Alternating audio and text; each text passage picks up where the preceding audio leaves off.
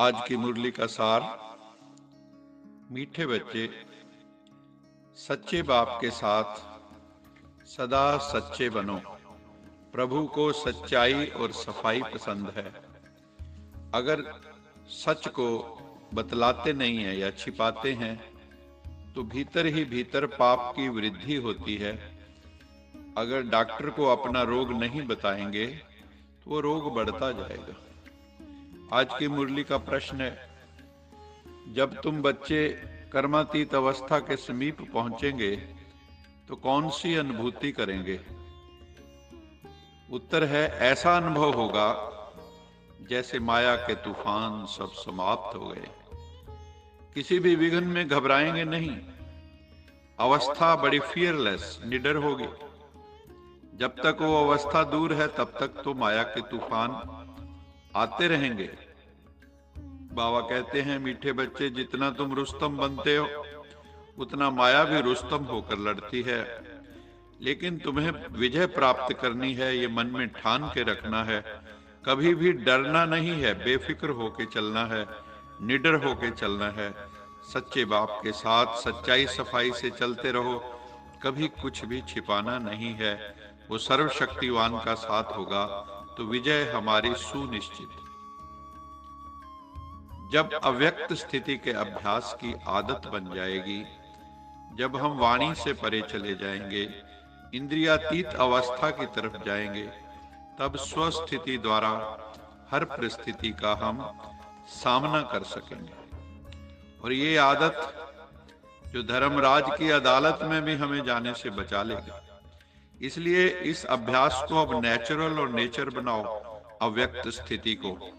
क्योंकि जब सामना करने वाले स्वस्थिति से हर परिस्थिति को पार करने की शक्ति धारण कर लेंगे, तब अंतिम पर्दा खुलेगा। इसके लिए क्या करना होगा?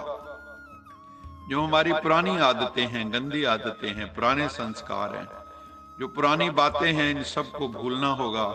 इन सब से पूर्णतया वैराग्य करना होगा, तभी हम सफल हो पाएंगे। बाप कहते हैं, मैं आकर आदि सनातन देवी देवता धर्म की स्थापना करता हूं, जिसको आजकल हम हिंदू कहते हैं। वास्तव में यह आदि सनातन देवी देवता धर्म। मैं आकर तुम बच्चों को ज्ञान और योग सिखलाता हूं। फिर बाद में वो शास्त्र बनाते हैं जो फिर भक्ति मार्ग में काम आते हैं। अभी तुम्हारी है चढ़ती कला, क्योंकि साक्षात परमेश्वर हमारे साथ है। बाप खुद कहते हैं, मैं जो तुमको सदगति के लिए ज्ञान देता हूं, ये ज्ञान फिर प्राय लोप हो जाता है। सतयुग त्रेता में ये ज्ञान रहता नहीं है। बाप कहते हैं, अपने को आत्मा समझ मुझ बाप को याद करो, तो इस योग की अग्नि से तुम्हारे विकर्म विनाश हो जाएंगे। जैसे सोने को अग्नि में डालते हैं तो सारा खोट निकल जाता है और शुद्ध कुंदन निकल आता है, ऐसे आत्मा योग अग्नि में पड़ने से उसके भी सब खोट निकल जाते, विकार समाप्त हो जाते हैं। इसलिए बाबा ने कहा है, मन मना भाव, मन को मेरे में लगा दो। वही ज्ञान का सागर है, वही पतित पावन है, वही करुणा निधान है। बाप कहते हैं, ये अंतिम जन्म ग्रस्त व्यवहार में रहते हुए कमल फूल समान पवित्र रहो, निर्लिप्त होके रहो, न्यारे और प्यारे होके रहो और मुझे याद करते रहो, तो तुम्हारे इस अंतिम जन्म के और पास्ट जन्मों के जो पाप हैं वो भस्म हो जाएंगे और तुम अपने घर चले जाएंगे, परम धाम, शांति धाम। पवित्र होने के बिगर कोई अपने घर वापस लौट नहीं सकता। लागा चुनरी में दाग, छिपाऊं कैसे, घर जाऊं कैसे। लागा चुनरी में दाग, उस दाग को तो मिटाना ही होगा। उसके लिए जो डिटर्जेंट है वो है प्रभु की याद।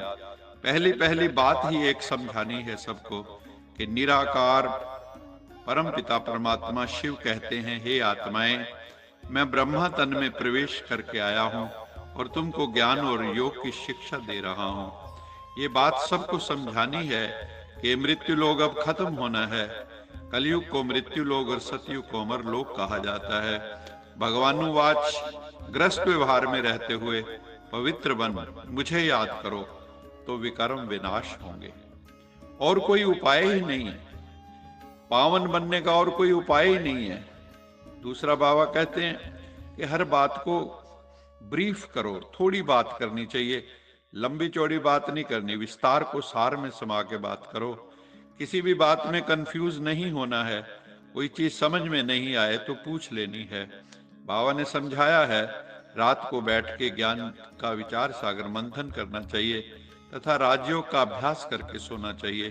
पुरुषार्थ तो तुम बच्चों को निरंतर करते रहना है, बिना पुरुषार्थ के तो प्रारब्ध नहीं बनती, बिना तदबीर के तकदीर नहीं बनती। तुम बच्चे अभी युद्ध के मैदान में हो, तुम्हारी है माया से बॉक्सिंग, विकारों से लड़ाई है हमारी। कई बच्चे इस बॉक्सिंग में माया से हार खा लेते हैं।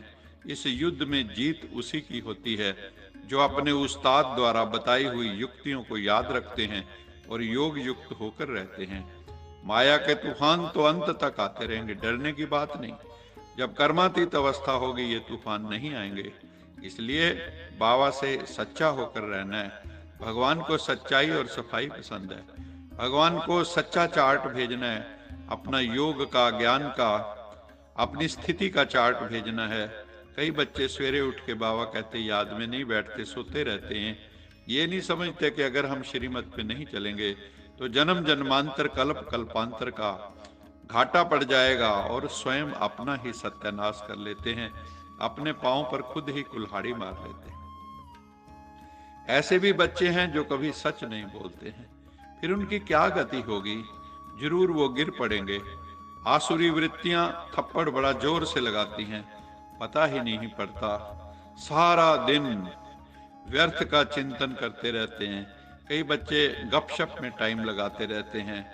सच ना बतलाने से, अगर बाबा को सच नहीं बतलाएंगे, कन्फेशन नहीं करेंगे तो पापों की वृद्धि होती रहेगी। इसलिए बाबा कहते हैं सच बताना चाहिए।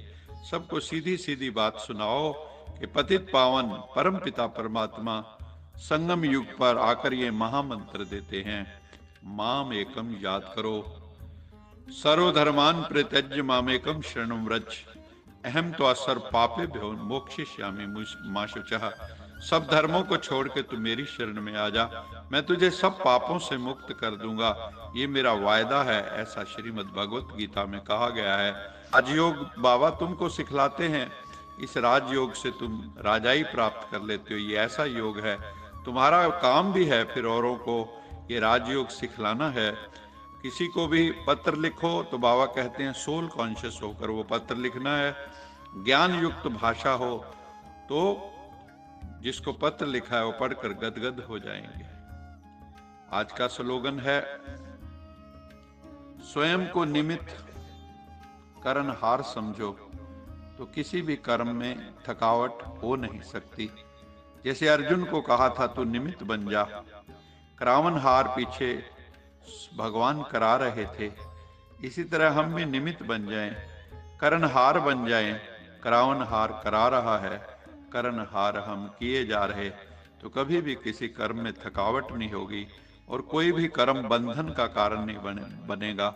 हम कर्मातीत अवस्था को उपलब्ध हो जाएंगे। अच्छा, मीठे मीठे सिकिलदे बच्चों प्रति माता पिता बाप दादा का याद प्यार गुड मॉर्निंग। रूहानी बाप की रूहानी बच्चों को नमस्ते। हम रूहानी बच्चों की रूहानी माता पिता बाप दादा को याद प्यार गुड मॉर्निंग और नमस्ते। सदा रहो हंसते, कहीं नहीं फंसते, बन जाओ फरिश्ते, बांध लो अपने बस्ते, चलो प्रभु के रास्ते। वाहिगुरु जी का खालसा, वाहिगुरु जी की फतेह। बोल सच्चे दरबार की जय। लोका समस्ता सुखिनो भवन्तु, लोका समस्ता सुखिनो भवन्तु, लोका समस्ता सुखिनो भवन्तु।